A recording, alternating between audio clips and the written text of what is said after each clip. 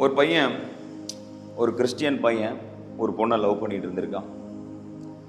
அந்த பொண்ணை லவ் பண்ணிட்டு டபுள் சைடாக லவ் பண்ணிட்டு இருந்திருக்காங்க. கொஞ்ச நாள் உடனேயும் கொஞ்சம் பிரச்சனைகள் வர ஆரம்பிச்சிருச்சு. அந்த பொண்ணுடைய வீட்டார் என்ன பண்ணிட்டாங்க, நேராக பையனுடைய வீட்டுக்கே வந்து ரொம்ப ஹார்ஷாக திட்டி இருக்கிறாங்க. அந்த பையனோட அப்பா பார்த்தீங்கன்னா கவர்மெண்ட்ல ஒரு உயர்ந்த பதவியில் இருக்கிறவர், யாராக இருந்தாலும் ரொம்ப ரெஸ்பெக்ட் கொடுப்பாங்க, அவரை நேர்மையான ஒரு அதிகாரி.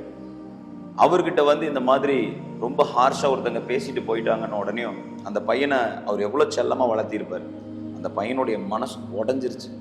என் டேடியை வந்து இப்படி பேசிட்டு போயிட்டாங்களே, என் டேடிக்கு என்னால் கெட்ட பேர் உண்டாயிருச்சு, ஏன்னா அக்கம் பக்கத்துலலாம் கேட்குற மாதிரி பேசிட்டு போயிருக்காங்க. அந்த பையன் அந்த மன விரக்தியில் என்ன பண்ணிட்டான், போய் நேராக தன்னுடைய காரை எடுத்துட்டு, ஸ்விஃப்ட் காரை எடுத்துட்டு நம்ம வாழ்க்கையை முடிச்சுக்கலாம், போய் ஏதாவது ஒரு வண்டியில் விழுந்து அடிபட்டலாம்னு சொல்லிட்டு காரை நல்லா ரேஸ் பண்ணிட்டு நல்ல ஒரு மலை பகுதிக்கு ஓட்டிட்டு போயிட்டு இருந்திருக்கான். நல்லா டிரைவ் பண்ணிட்டு போயிட்டு நல்ல ஒரு பெரிய லாரியா விட்டுலான்னு அழுத்தி பிடிச்சிட்டு போயிட்டு இருக்கும்போது அவன் ஃபோன் ரிங் ஆகுது. நான் வந்து ஈரோட்டில் ஜெபிச்சுட்டு இருக்கிறேன் என் ரூம்ல. கர்த்தர் அவன் ஃபேஸை முன்னாடி காமிச்சிட்டே இருக்கிறாரு, அந்த பையன் கூட பேசு, அந்த மகன் கூட பேசுன்னு சொல்லிட்டு. உடனே ஃபோன் பண்ணி பேசுறேன். அவன் ஃபோன் அப்படியே எடுக்கிறான், எடுத்து சொல்றான் அண்ணா அப்படின்னா. அவன் எதுவுமே சொல்லலை. லைஃப்பை பற்றி மட்டும் கிட்டத்தட்ட ஒரு 1/2 hour நான் பேசுகிறேன். லைஃப் என்ன, கிரைஸ்டுக்குள்ளே நம்ம லைஃப் எவ்வளோ வேல்யூபிளானதுன்னு. அந்த 1/2 hour பேசி முடித்த உடனே நான் வச்சுட்டேன். அந்த பையன் என்கிட்ட எதுவுமே சொல்ல. அவன் கண்ணீர் சிந்தி ஆண்டவர்கிட்ட மனம் திரும்ப நேராக வீட்டுக்கு வந்து அவங்க அப்பாட்ட சொல்லியிருக்கான், அப்பா இந்த மாதிரி நான் சூசைட் பண்ணிக்கலான்ட்டு போனேன்.